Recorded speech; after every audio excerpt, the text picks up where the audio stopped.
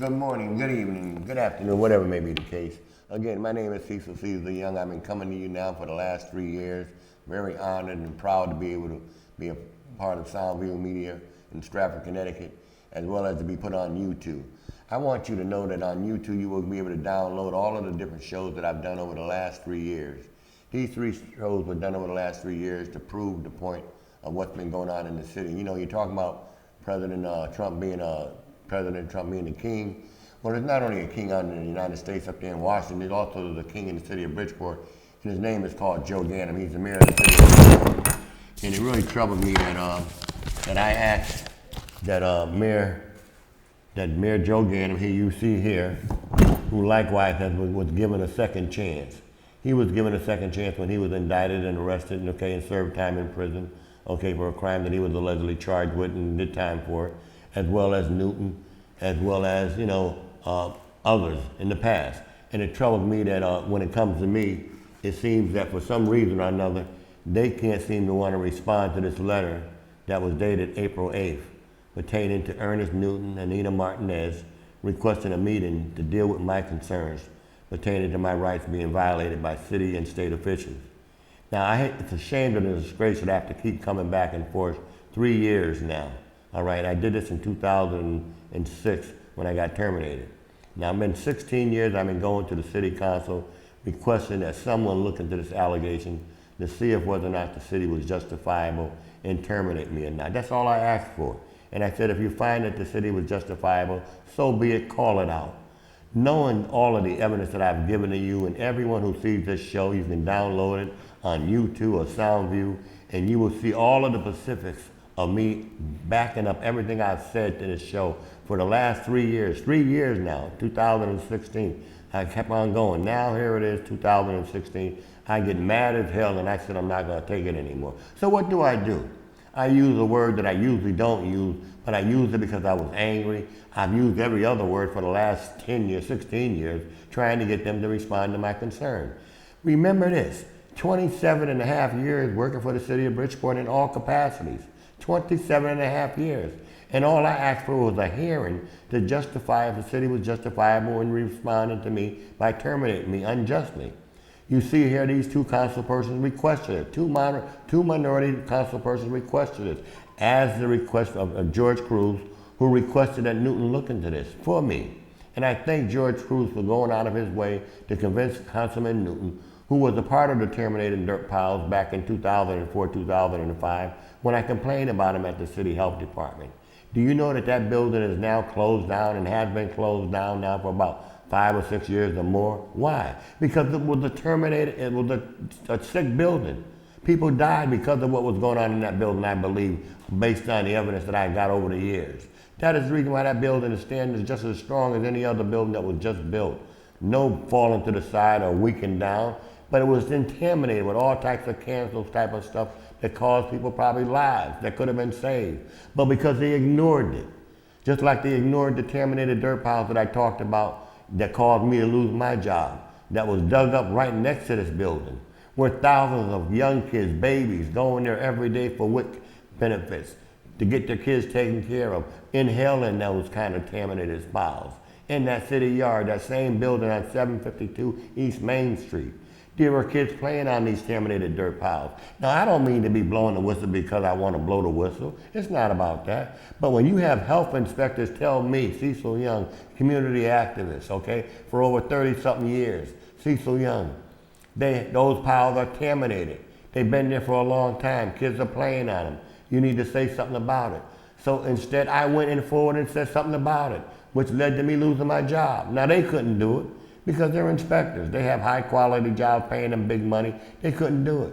But me, I've been known to do things like this. I lost my job with the Bridgeport Housing Authority for having a tour with Deputy Chief Hector Torres and a number of high officials about trying to get police in patrolling P.T. Barnum, Aquatic Apartment, Green Homes, And we did that. I supervised the Housing Authority Police Detail for almost 4.5 years, We cut down on crime unexpectedly. That wasn't the agenda when they hired me.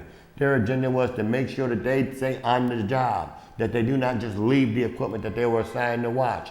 I created a program called Community Policing, and lock those buildings down and have them walk and talk and make a big difference. I love Bridgeport. I love this city. I was born and raised in public housing. And I'm saying to the city of Bridgeport, okay, in 2016, they banned me from speaking at City Hall because they said I was tired of being treated like a N-word, and I used the N-word. Why? Not because I wanted to, not because I wanted to offend anybody, but I used it because I was tired of being treated for 3 years. I accepted not going down to City Hall for the last 3 years since 2016. Okay, all right, for 3 years, not going down there to harass, waiting for them to call me to say, Cecil, are you ready to now use a different word? Okay, after 3 years, they never called me, so I decided let me go down there and try to see if I can speak again after 3 years since they didn't contact me about coming back and that your deadline is up, you've now been approved to come back and speak. So I went down there and I tried it and I spoke and I didn't use that word and I said I would use the N-word instead if I have to. Okay, if that makes them feel better. So I will use that. But I also want to know why come these two elected officials, a minority elected officials, response was not responded to. Why would the mayor deny this from happening? Now this is the mayor's chief of staff who agreed, okay, with Councilman Newton and Councilman Inez to meet with me to deal with this. Okay, and I'm saying I didn't like the idea of using that word. Now I contacted the Human Rights Commission and asked them to look into it. And their response was, okay, hey, you were warned 3 different times, which I was warned 3 different times, all right? Which led to me in 2022 to 2025 not being able to speak at City Hall. For 3 years, I've been denied the right to speak at City Hall because I said I was tired of being treated like, I'm gonna use the word, a nigger. I'm a black man. That's all I said, because I was tired of being treated. What am I to do? Look at the rioters now. All over the country, they're demonstrating, they're protesting, they're raising Cain about people's rights not being honored. Because of what? The immigrants, the illegal ones, the ones that committed crime. Yes, I understand moving on them. But to take these kids out of schools, to go into these colleges and to ban them and to stop them from protesting and expressing themselves, is a shame that the Human Rights Commission would be involved in endorsing such a thing. I say to the Human Rights Commission, here is what I feel about them. Here's what I feel about the Human Rights Commission. How dare they tell me, okay, that they had the right to deny me the right to speak about how I feel. I didn't call them no nigger. I didn't call them no Puerto Rican. I didn't call them no Jew or no Puerto Rican. I called it, okay, my civil rights being violated, and I said how I feel. How you gonna tell me how I can't feel? Okay? Just like today I heard on WICC, with Frank Riccio and Elisa talking about, and Frank was saying he noticed that out of the different demonstrations that were taking place in Connecticut, most of them were white folks. White folks, why? Why were more white folks there than Puerto Ricans and blacks and immigrants? Why? Because they read the newspaper. Why do they read the newspaper? Because it talks about issues that relates to them on an ongoing basis. That's why more white folks showed up. They listen to radio programs that talk about issues that relate to them. That's why they show up. They showed up because they're concerned about what happens to blacks and Puerto Ricans and whites and people of color. This president did not discriminate against who he got rid of. He got rid of white, black, Puerto Rican, Jew, what have you, and he didn't care what level they were on. Okay? And what troubles me is that the tactics that they're using in getting people is what caused those other white folks to rally and to make some noise, and I commend them for doing that. They did that back in the days when the civil rights movement was on the move and when it was needed to be done. So a lot of whites have sacrificed their life to help us get to where we are. And I'm saying that now, here in the city of Bridgeport and around the nation, the president is getting ready to come up with a program where those of them that are on benefits, welfare, or WIC programs, or in STAP programs are going to have to work 20 hours or more, wherever. And I'm saying in one sense, I'm sad that it had to come to that point. But again, I'm not sad because, again, it will help us save our neighborhoods. It would help us train these folks to be monitors. It would help us train our folks to talk about making sure that our kids are respectable to one another. It would make us be able to say that the monies that the taxpayers are putting into the development of the new Father Panic, into the new Bequatic apartment, into the new Trumbull Gardens, the monies that they put into these places are worthwhile. And now that the people that are living in there, they're quiet, they seem to be enjoying themselves without any shooting going on, without any police running them down. And I'm saying that I heard several months ago that there was a group in Black Rock that I came out there to that was talking about they had $3 million for policing, for PT, Bequatic Apartment, Green Homes. The Housing Authority Director was there. John Statcham was there. $3 million. Where did it go to? Who offered that $3 million and where is it at? We're going to still need that $3 million to keep them folks that are moving into Father Panic, moving into Green Home, they're moving into Bequatic Apartments, because sooner or later, the president's going to be making moves, is going to be making folks have to get up and do what they got to do. Otherwise, we're going to have, just like they got in Cleveland, Ohio, just like they got in California, more people laying on cardboards, on sidewalks all over the city, like it's never been done before. And I'm saying we need to do better than that. So if you're collecting a check, collecting benefits, why not be a part of a 20-minute program that will help you become a ground inspector, or a park inspector, or a security guard, or work in the store, or help someone who has a home that needs help.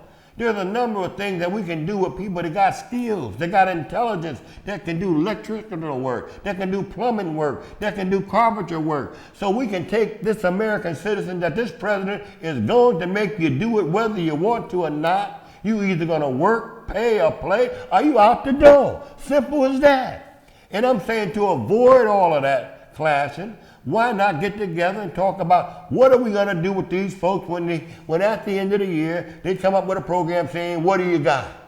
So I say we call them ground inspectors. We call them working with public housing. We call them working with our clinics. We call them working with the hospitals. We know that also too the unions are going to say, hey, hold up.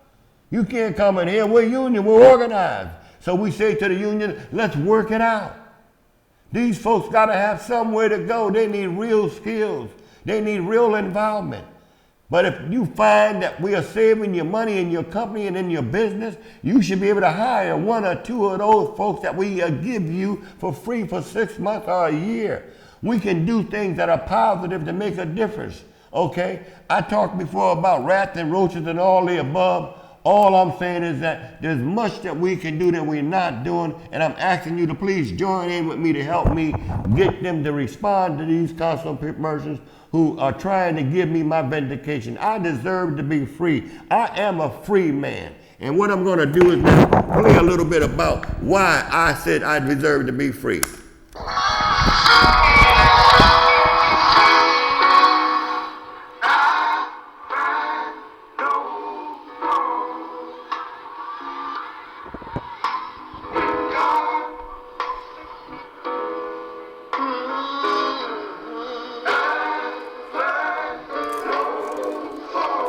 I sent letters to the judges, to the governor, to the mayor, to all the 20 council members. All of them got a copy of this show.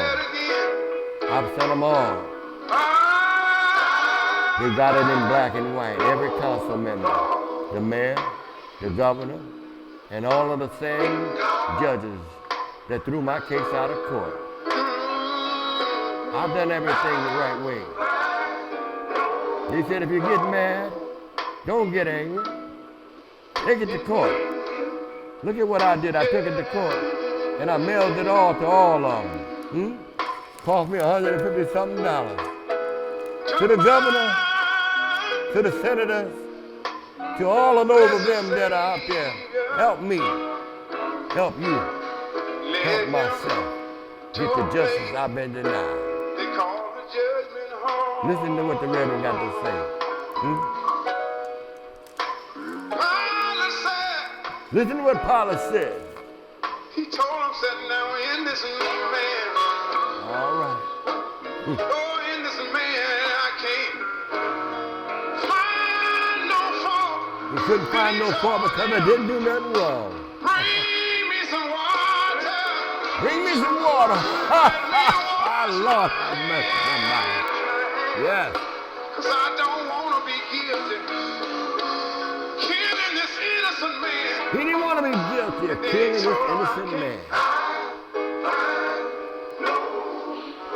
He find no fault. In God. Go to the website, YouTube, download Cecil Young Show coming to you live and in color from Soundview Media, Stratford, Connecticut. 5,000 watts of monetary soul power. Come on, talk to me now. Woo.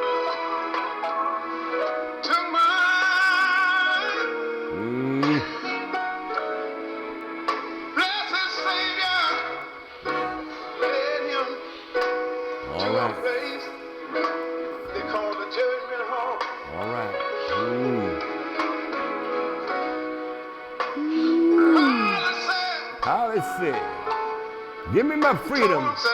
You got the evidence. I know it's hard to want to give up and tell the truth, but somebody got to do it. Joe, you had your truth told.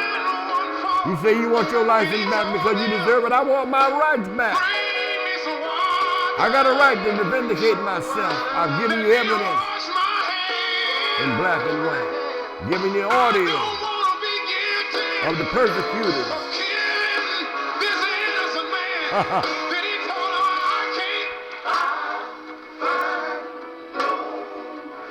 He find no fault in me.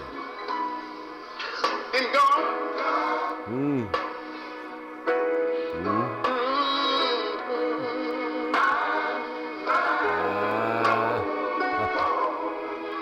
All right.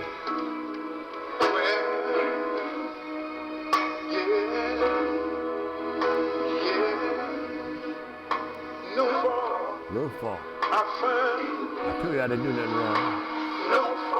They accused me. They said I didn't come in. They got evidence showing you. Go to YouTube, you'll see it. YouTube will show you that I came in work even though they said I didn't. You will find it in audio with their own voices saying I came in and left an hour and a half later from Jody Paul. You will see on it. Dr. Evans said, yeah, you can come, but if you leave, I'm not going to pay you. You got them in their own voice telling you. And you also got it in writing. What more do you need? Why you can't find no fault? Now I'll be going to the council tonight. And I'll be saying to the city council tonight, you see I changed my glasses. I changed my glasses and I want you to see that I've been telling you. I've been walking around with dark glasses and I don't want you to see the weakness that you've been bringing on me. And the stress that you've been causing to me and my family. You caused me to lose the greatest person in my life, my wife. Stressed herself out. Writing letters. Letters about my rights being violated. She would probably be here today if you wasn't causing her all that stress you put on me and I put it on her. Why? Because I needed her help. And then you sit back, got all this evidence, overwhelming evidence, and you sit back and you still ignore the truth. I say, shame on you. And one day God's going to judge you for what you did to me. Because I've seen him do it in the past and I see he would do it again. I'm an innocent man. I said I'm an innocent man. Pilate told him. I got the power.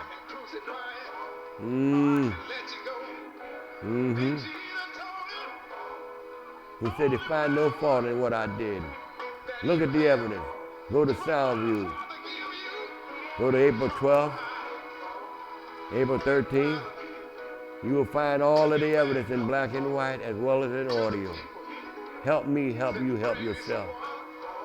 There go the grace of God as me tomorrow could be you. So let's not take this thing personal and look at me like Cecil run up at the mouth. I love my people. I love what God put me here to do. See, I was told a long time ago I'd never be nothing. But I proved him wrong, huh? Got evidence to back it up. Go to the website. You'll see how God has used me to supervise police with authority with power. Go to Green Homes Community Police and look at Cecil Caesar Young talk about it. Look at me supervise them police officers. Huh? Talk about what God won't do for somebody like me. Let's know what he'll do for you. You got to believe. So you can tell them to keep sitting around my house watching me. They've been watching me for about 19 years.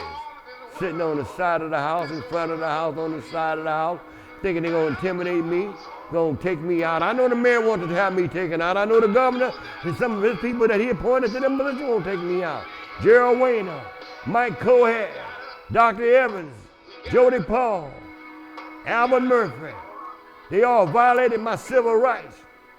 And I say if they don't like it, tell them to sue me. Tell them to sue me, Cecil Caesar Young. I say sue me if I'm accused me of something I can't back up. I bet you they won't come nowhere near me. Why? Because I got the evidence.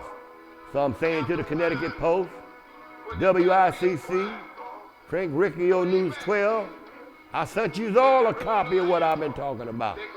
And I'm saying don't be afraid of them. I know they got power. And I can understand why you're afraid of them because they can put pressure on you. Put pressure on your bosses.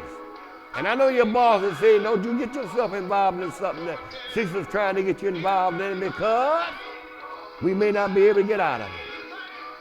But I want you to know that God got my back and he told me to come and tell you just the way it needs to be told. So that's what I'm doing right now. And I'm saying you can shut me down, you can black me out, but I will soon rise up out of the filters of the dust. And my voice will be heard one day. How long? How long? I don't know how long it's going to be. But I know one day like Dr. King said, one day justice will roll down the hill like running water. One day the light of darkness will go into the darkness and will shed light upon that has been covered up. One day soon. He couldn't find no fault in me.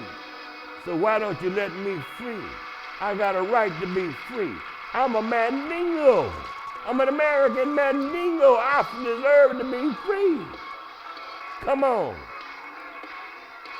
That's all I'm saying.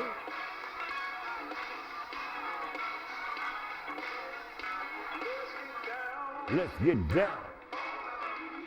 Now all these people I'm showing you here on the video, these are some of the people that we've been meeting with back in the days when we were having our citizens committee.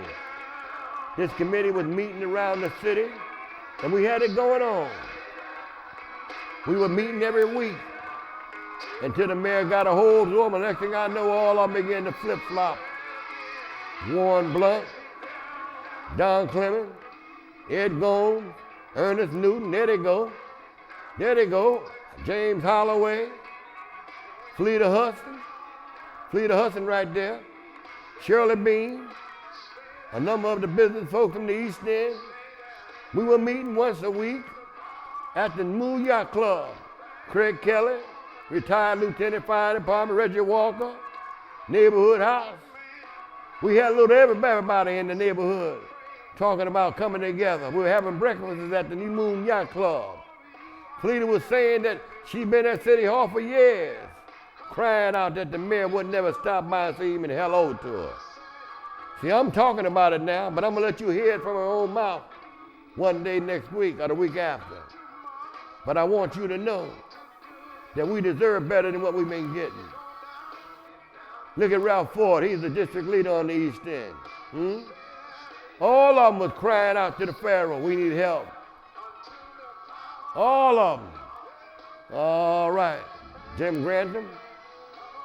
Jim Grantham was the campaign operation director at the Moon Yacht Club. Ed Gomes was there.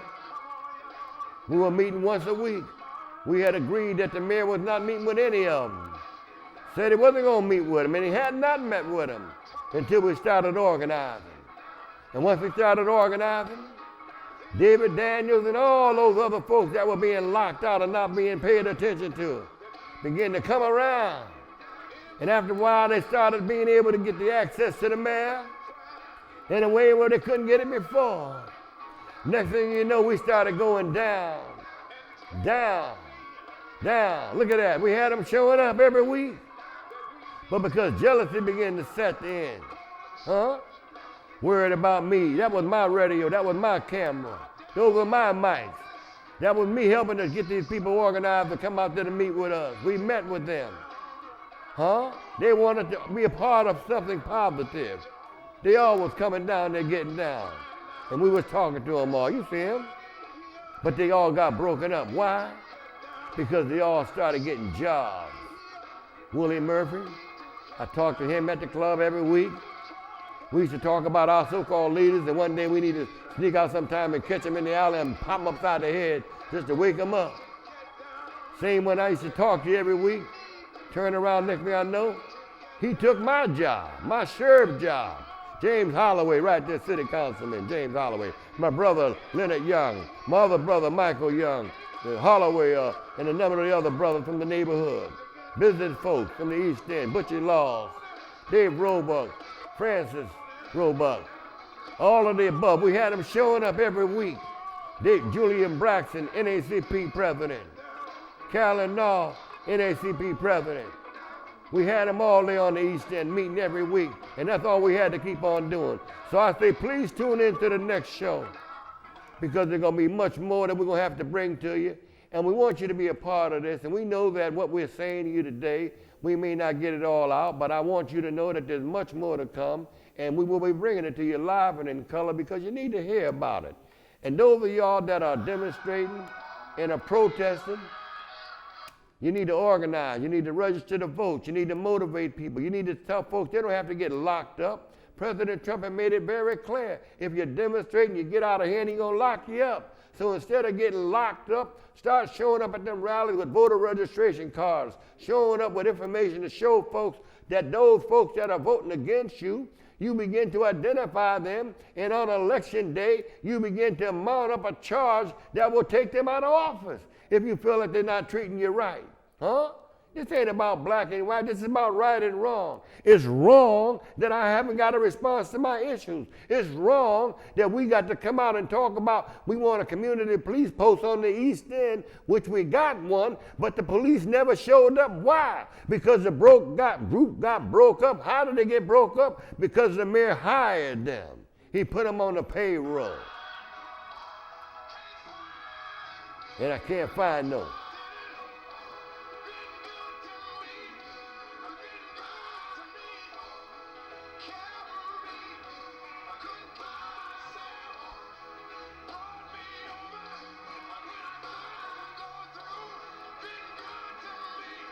That's Ed Gomes speaking now, Senator Ed Gomes.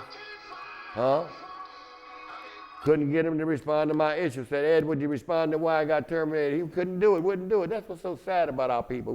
We put these people in positions of authority and just won't respond to it. You can cut it off at your be a witch an hour, but if you give me a minute or two to reflect on the end of it, I'll take that too. But like I said, it's a shame and a disgrace that we got leaders that we really don't hold accountable, and I hope that we begin to do so much more. Thank you for listening to today's show, and tune in again next week for, again, the best is still yet to come with the Cecil Young Show.